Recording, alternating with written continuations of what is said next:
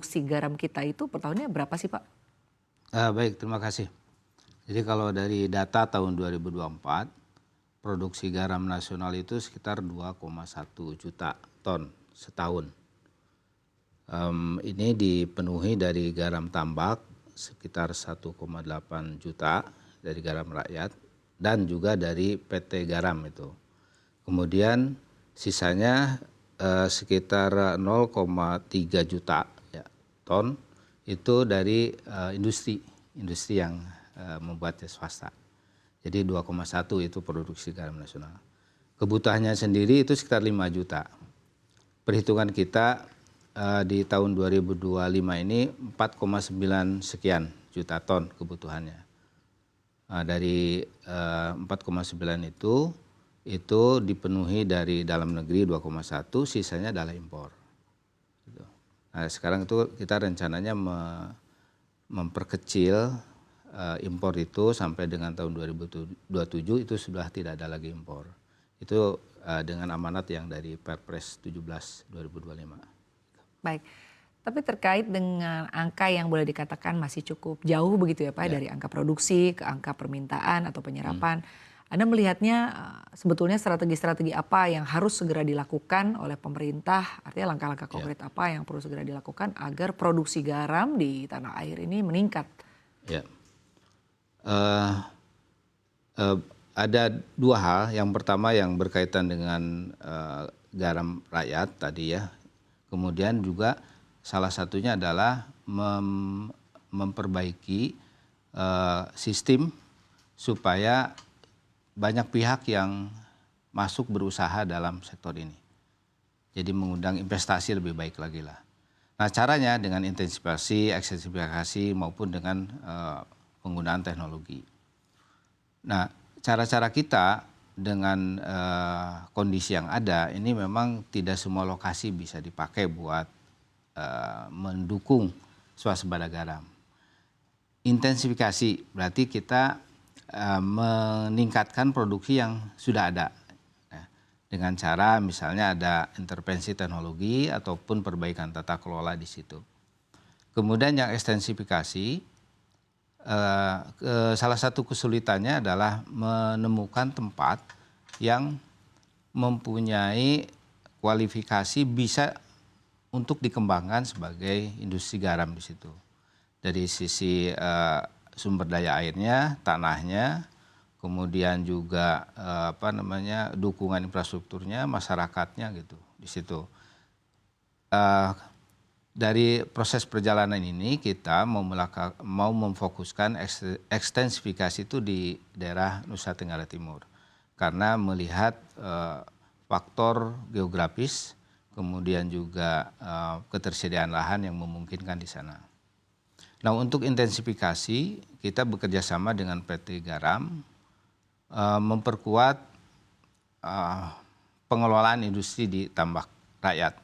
Kemudian juga memperkuat tata kelola niaganya bersama dengan PT Garam.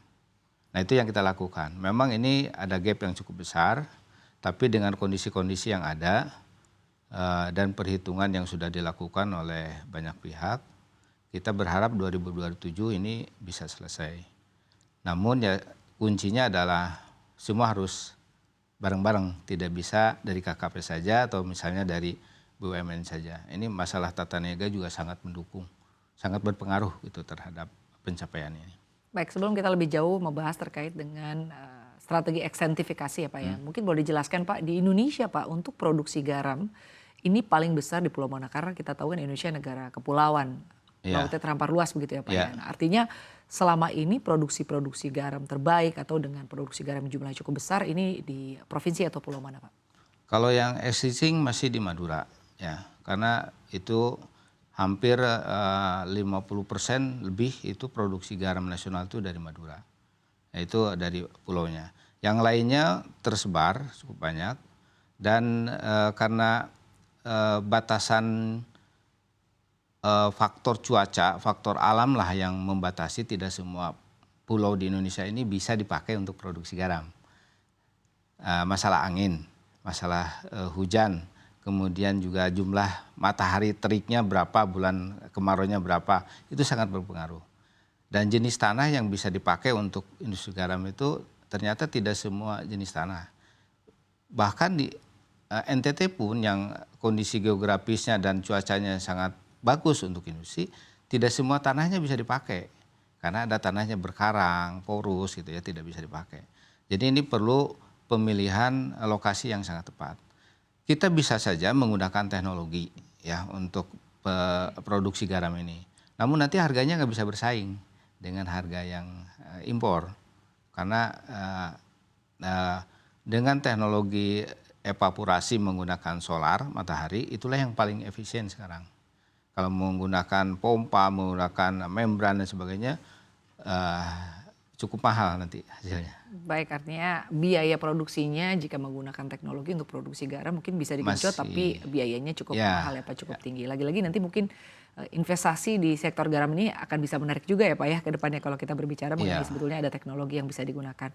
Lalu selanjutnya Pak, terkait dengan ekstensifikasi ya Pak ya, bagaimana KKP memastikan clean and clear bahwa lahan yang digunakan atau lahan tambak dalam upaya ekstensifikasi produksi garam ini benar-benar baik dan juga mungkin dapat mendukung kualitas ya dari produksi garam itu sendiri.